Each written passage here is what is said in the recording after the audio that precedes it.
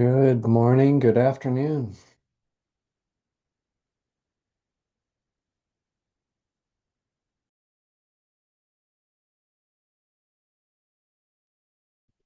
Hello, hello.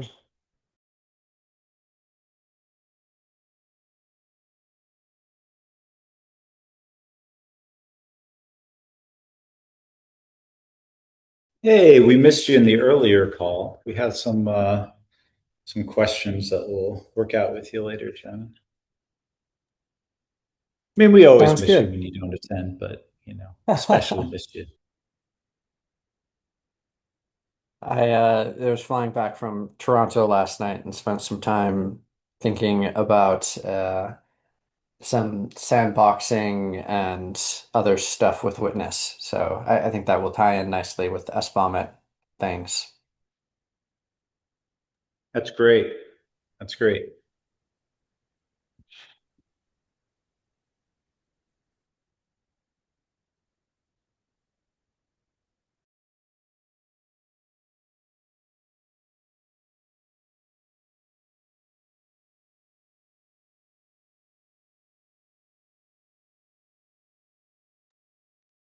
We'll give folks another minute or two to join.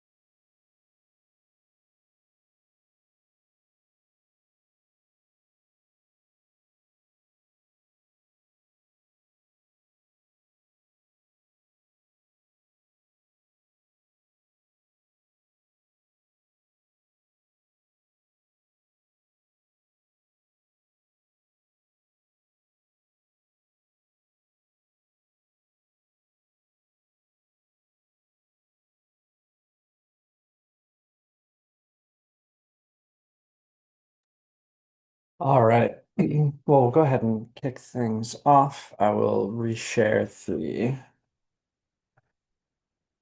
meeting notes in case anybody would like to join and sorry, record their attendance. Um, as a reminder, as we get started, that this meeting is being recorded and will be posted to LFX and YouTube shortly after its conclusion. Your participation in these meetings is an agreement to abide by the Cloud Native Code of Conduct, which can be found in the repo. Anyone able to scribe today? All right, thank you very much. And with all of that said, anyone new that would like to introduce themselves? I know Marco and Young Jae, but I don't have you been to a tag security meeting before or not? Or Yeah, you can. Hey everyone, I'm Young Jae. I work on GitHub, which is an OpenSSF project. I'm also helping out with SBOMIT, helping out Marco here build the pipeline. So yeah. Yeah, I already joined previous meetings, but yeah, I'm Marco. I'm a postdoc at Justin's lab, and I'm working on SBOMIT. And today, if we have time, I would like to show you what we have done, the pipeline, and maybe have a discussion with you. And I'll also say that Youngjae, in addition to working with me, is going to be working with Santiago, joining Purdue as a PhD student in the fall. So you'll probably see him again. Awesome, and congratulations. Cool. Well, I think the first thing on the agenda is the SBOMit stuff. So we will absolutely make time for you and cover everything else after that with whatever time is remaining. So Okay, so shall we start? Yeah. Okay, perfect. Okay, I can share my screen.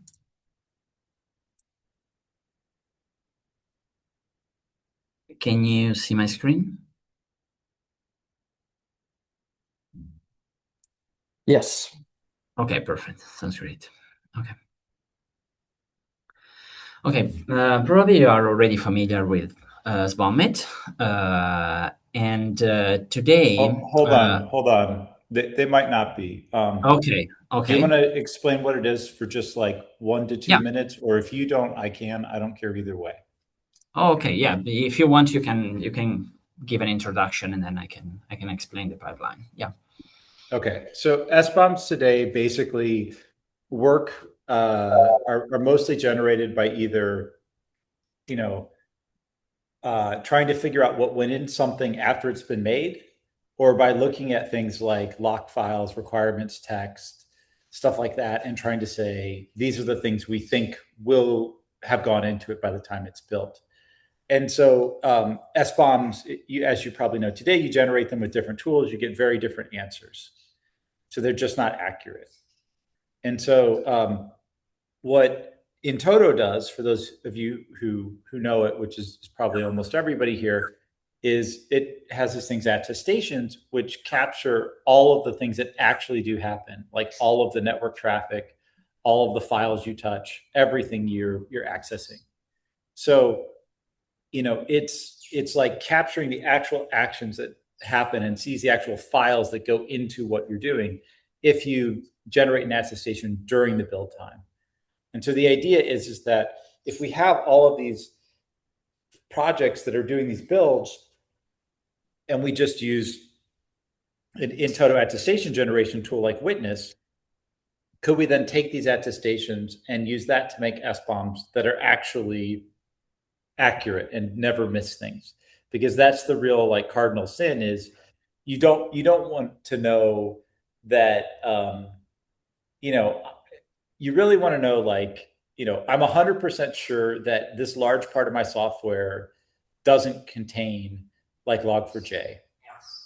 It's not good to know, like, I'm 95% sure that none of my software contains it, because then you still have to go look at everything basically. And so by seeing what's actually touched and what's actually used during making software, we never miss things. It's like the basically the real value add here over other SBOM generation techniques. Yeah. Okay. Thanks, Justin. Yeah, that's the state of the art of the current state of the art of SBOMit. And today we would like to present you some pipeline that can improve the features of SBOMit, and at the same time show you a really quick demo of this pipeline. As you can see here, we have 5 different steps. In step 1 and 2, the user can have a project, and the user wants to generate SBOM files. To perform this task, it's possible to iterate using, as Justin said, using Intoto Witness. We can iterate over the makefile, build files, and call Witness, the Intoto Witness, per each target. In particular, Intoto Witness allows to, using trace, allows to create generate attestations per each process, so even parent and child process. For this reason, we iterate over the makefile, build file per each target. We generate attestations. And after generating the attestations, it's possible for the user to send the attestations to a remote server using API keys, so that everything is protected and This is just a pipeline. This is just a demo. So we have to figure out how to secure this step, but just using an API key or token. And so the user will send the attestations to the server. And then inside the server, we have SBOMIT. SBOMIT is able to generate from the attestations, is able to generate the SBOMs file in different formats. We can have SPDX, CycloneDX, and then these files can be these BOM files can be downloaded from the server, so the user can have these BOM files. At the same time, right now in this pipeline, we have two main modes that can be run: full or deep, as you can see here on the right. So when we run the full mode, we run in total witness with trace only for format and build, but not test and install. While when we run the deep mode, we run the full plus trace on format, build, test, and install. So it's the complete run. Why we have different modes? Because right now we tested different projects, pilot projects. We tested on GitHub, TUF, in total, SBOMIT, Protobom, and these are relatively small projects. So it was possible to generate the SBOM files in a relatively small time, low time. So while if we move to bigger projects like Kyverno, Flux, to Argo CD, for a full test, it takes around 45 minutes. So this is a pretty long time. I mean, we have to figure out if it's acceptable or not. But for small projects, it works pretty well, this pipeline. For larger projects, we need to try to understand if it's acceptable or and how we can improve this pipeline. So right now we tested these projects, and I will show you the demo. But first, of course, in this work, this is just a demo. So we have a list of next steps that we would like to do in the next weeks. So, for example, we would like to build a graph for witness timing comparison. As I mentioned before, small projects, they take a short time. Larger projects, more time, and then we need to figure out why and how we can improve. At the same time, we want to guarantee that the accuracy of the SBOM files is good. So one question that we need to answer for the next steps is how can we be sure that the accuracy is good of the SBOM's file? And at the same time, we want to document pipeline guarantees. So be sure what in total witness signs per each run mode. And at the same time, the specific attestation types that in total can generate. So have different attestation types. And also, of course, to make the attestation easy, we want to write a checklist for users how to integrate this pipeline in their projects. And here I can show you how a user can run the pipeline. It's pretty easy from a command line. You just write the projects that you want to. Like here we have GitHub. You run in total witness to generate the attestations. Here we have a different mode. We have the quick mode that's just for this demo. So as you can see here, we generate the attestations, and now is generating the SBOM files. As you can see here, we have the different attestations for the project GitHub, and then it's possible to download the SBOM's file in the different formats. And here on the server, we have everything is recorded. So here we run GitHub right now. And as you can see here, we have the different attestations that have been generated. So this is the pipeline that we would like to improve in the next weeks, and that we want to present to you today. So please, if you have any comment, any feedback, it would be, it's great. I mean, Yeah, so to be clear, what we'll do is so the server side of this is going to be replaced with CBOM or with Archivista or something like that. That makes more sense there, but that's just like a demo server. And we'll be producing something, possibly a web page, possibly a report, something like that, that actually kind of breaks down how this looks and how this compares to other tools, and what the actual lift is for projects to use this. What are the security guarantees you get by doing this? All those types of things. Does that make sense to people? Is there anything that I didn't mention we would do that you'd like to see?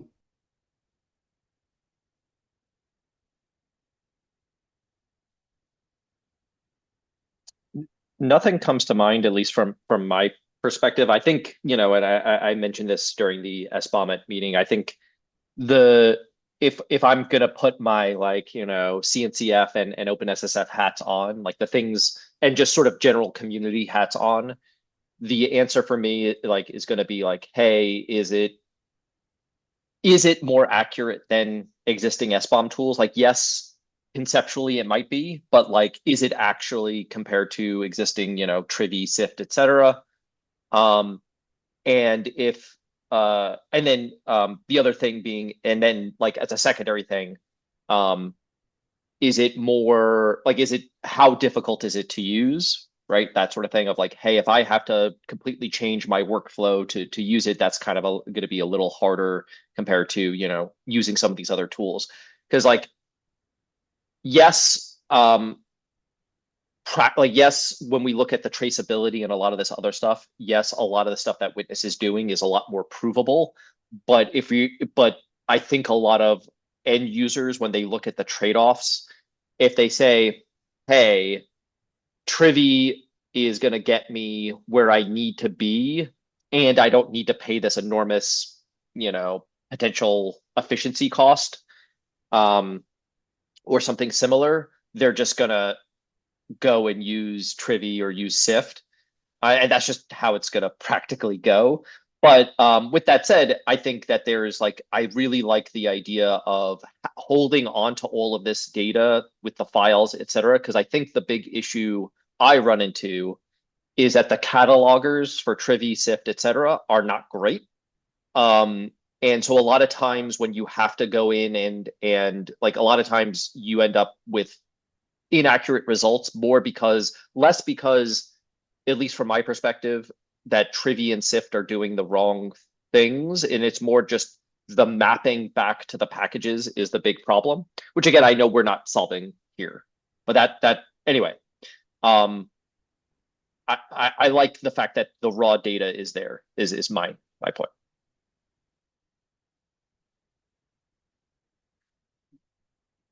yeah, thanks for the feedback. Yeah, that's something that we want to improve and be sure to show why this solution can be better. So yeah. Would you see any distinct barriers to entry of I'm looking for a good way to describe this, but it's kind of like the disparity between conducting this on an ad hoc basis. I'm going to clone the repo and I'm going to run the make build. That's going to produce, through this pipeline, it's going to produce results. That's wonderful. But there's often a pretty distinct difference between that model of runtime, compile time, build, etc., versus upstream release artifacts. And say something like through the CNCF, how many projects are Go built and use something like Go Releaser?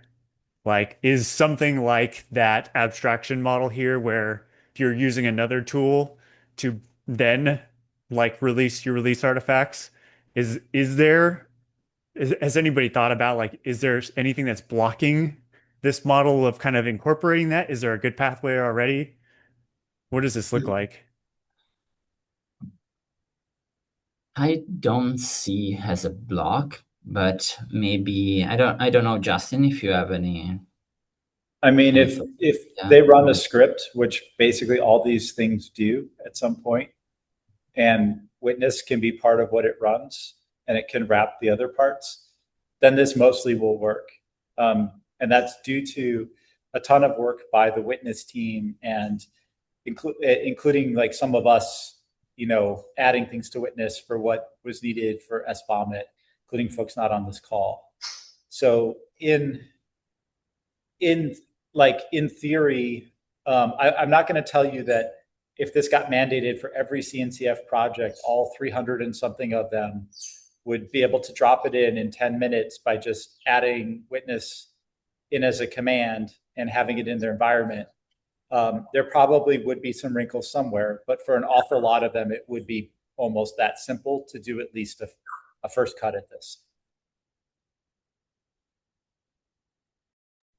Awesome. Yeah, I think that's where when I start to look at this problem set, it seems like it could be very pluggable, and I think that's awesome. I think like the two layers of make this meaningful to projects is like, one, what is it doing? Like, tell me why. And I think the why is very well represented in how SBOMIT functions. But then the best practices for how, so that you kind of set the stage early with, don't do these things. Like, is there any anti-patterns to using SBOMIT where something like you're calling a tool chain and it's like doing a various other things, like it's what during that process it's also signing releases, it's doing X, Y, and Z, and those things create noise for SBOMIT. I don't know if that's true.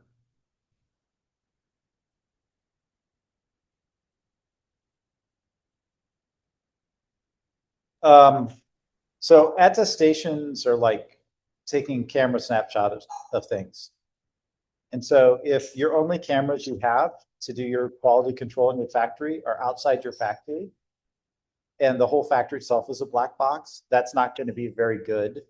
It will show you things and you will be able to say things, but everything internally is a black box. So there are definitely issues of, by doing things in a slightly smarter way, you get better fidelity. And part of what we're trying to do is actually make it so that if you do just say, hey, I want to put a camera around my whole factory, that witness itself is smart enough to figure out how to go in and say, oh, but as you're doing these little pieces, here's what it would look like to put cameras here. And here's the right type of data for the type of thing you're doing with this machine. So I would say that what we hope to be able to present in a few weeks is meant to be a closer to like an MVP than this should be mandated tomorrow for every project, but would be something that that most projects should be able to get a lot of value out of, and everyone should see the value in. So yeah, like there, legitimately would view it as like beta, but promising capabilities that people aren't getting other places. And maybe like Mike or John or somebody thinks I'm overly optimistic or pessimistic, but yeah, I think somewhere in that general scope.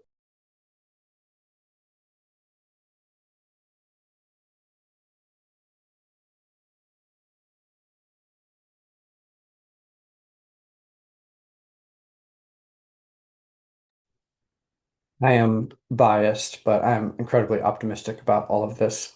So I think it's awesome. Any other questions? Chad? I'm just curious about performance. Like, as this scales to like really complex builds, do you see any performance tax with monitoring the compilers like this?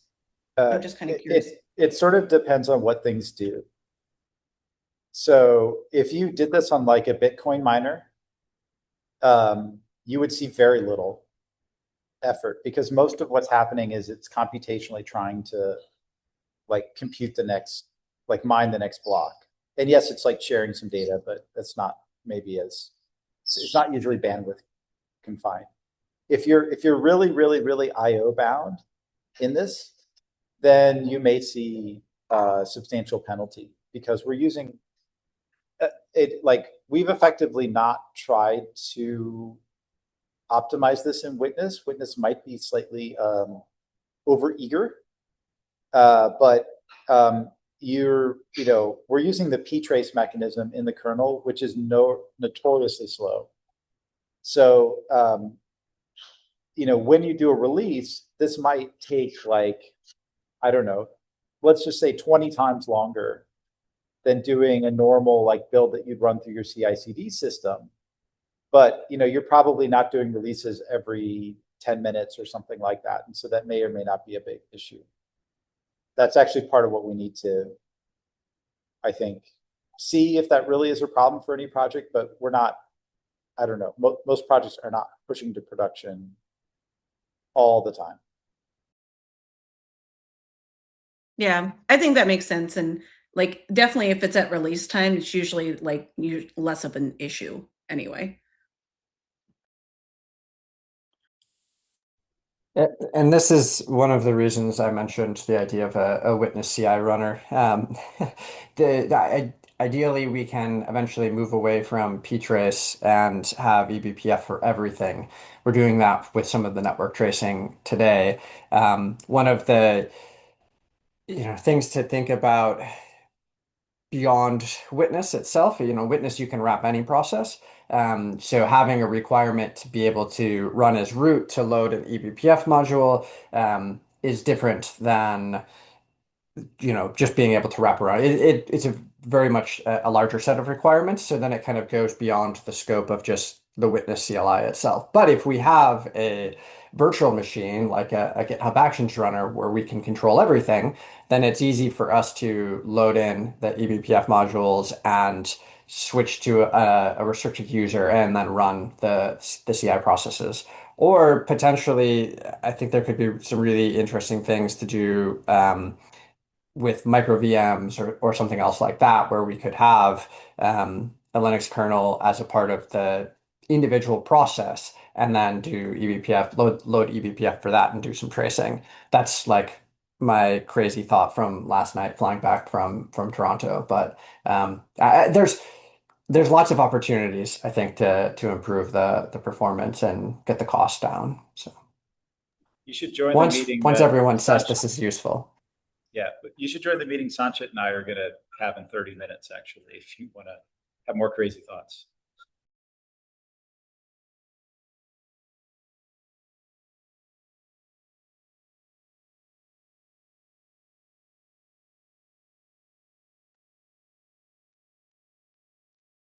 Awesome. Well, thank you for coming and presenting everything. I think we got some great feedback for the project, and hopefully a few more people learned about the cool stuff SBOMit is doing. And there's a meeting every week on Wednesdays. It's on the OpenSSF calendar if anybody would like to join.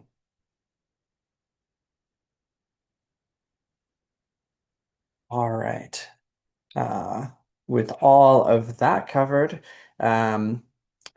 looking at the rest of the agenda for today, we have a review of other time zone meetings. It looks like there was an APJ meeting the other week, which had a few different folks attending. So it's good to see there was more than just Eddie and Yoshiyuki there. And there was an OpenBOW presentation, which I will give a disclaimer as an employee of Control Plane. I have a vested interest in OpenBOW, but there's a link. OpenBOW is a OpenSSF project. That's the fork of HashiCorp's Vault after that was started after they changed the licensing there. And there is a roadmap, it looks like, that Rob talked about, and some other exciting things coming up. And they spent time reviewing the notes from our meetings. Um, and the IAM white paper emerged to the TOC repo on March 22nd. Um, Although, does anybody know if it actually merged or if it's just the PR is open? It merged because I had to rebase and I saw Okay. it there. All right. Um, cool. And yeah, I don't think there was a TOC meeting this last week. I don't think anybody, I think it's every other week. And from the project updates, I will let's see here. I think we have anybody from the supply chain um, insights group. Any security assessments updates? No, I don't think there's been any movement this past week. Okay. Um, Security controls? No real movement there. I think we're just still waiting for feedback on the PR to the contribute site. We have a in-flight announcement blog post that's been shared that I think I still need to go back and give feedback on, and then share it a little bit more broadly with everybody to get feedback on it. But I think that's kind of where we're at right now. Is there a clear set of owners for the contribute site to provide the appropriate review, or is there anything blocking there? It looks like it needs 3 reviews from 3 different groups. I don't know how many tag leads it needs a review from. Eddie already approved it. And then I think it I would have to go kind of figure out who the other groups are. It just said CNCF projects, and I think there's another group. So I might just post it in the tag leads repo to figure out who they are.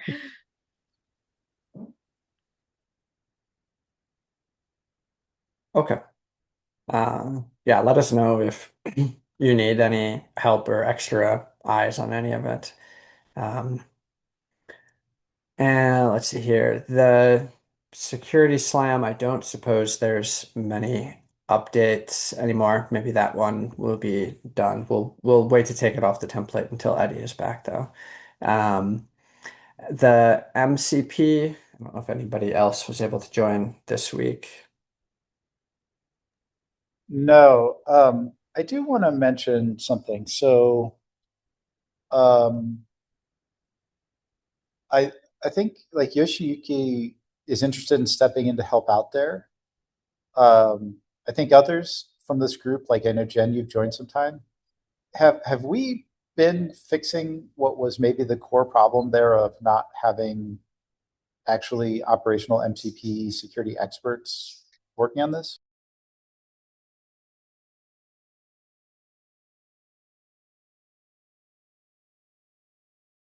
Sorry, Jen, if I caught you away. Oh, no, that's fine. I do think that there is at least one additional reviewer that has joined that has MCP engineering experience.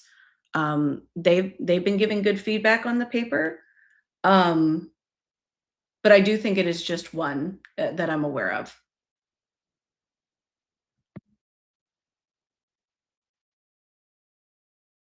Okay. I'm happy to provide feedback if somebody links me because I've been doing a whole lot of MCP development over the past 6 months. So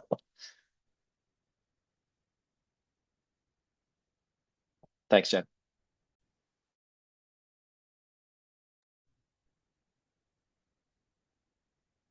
Awesome. Uh, and I know the supply chain technical community group is looking for feedback on the before the end of the week on the recipe cards. I'll share. I'll put a link in the notes here.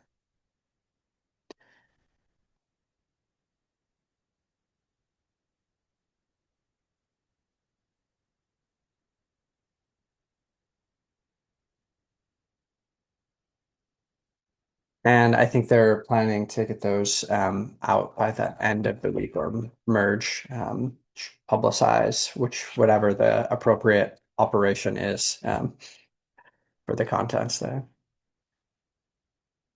Any other projects I missed? All right. Triage of current issues. I don't know that there is anything new here. I don't see anything. At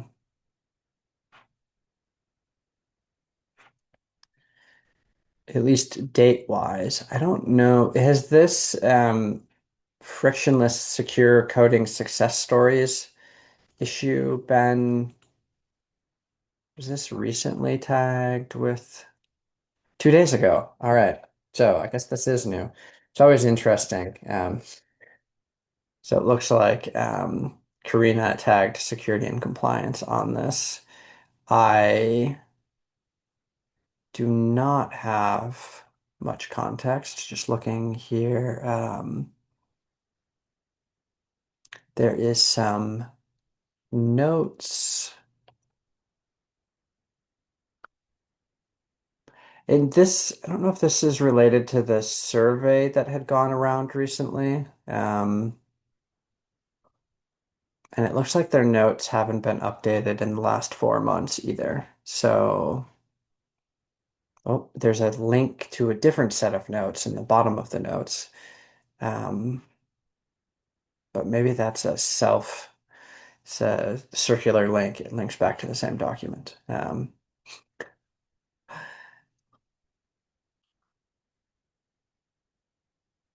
So I'm not quite, maybe that would be a conversation with Karina as far as what the appropriate next steps are for our group. If anybody has opinions about that, definitely feel free to express them on the issue.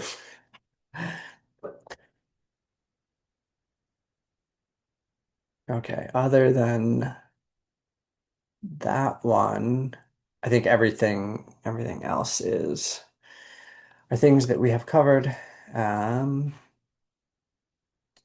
General stand up from any other groups. I don't know if anyone has other general updates.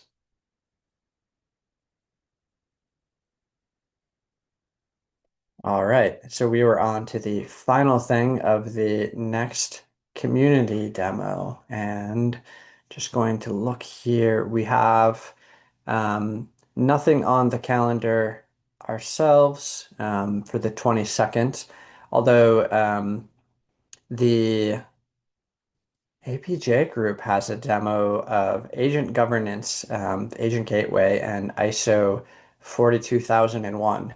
That sounds super interesting. And we should have someone come and do some agent MCP related demo here. That would be cool. But if anybody has ideas for demos or presentations, let us know. And with that, any other last minute things? All right. Well, thank you everybody for joining today. Thank you very much, Marco and Youngjae, for the presentation on SBOMIT, and we'll see everybody again next week, hopefully.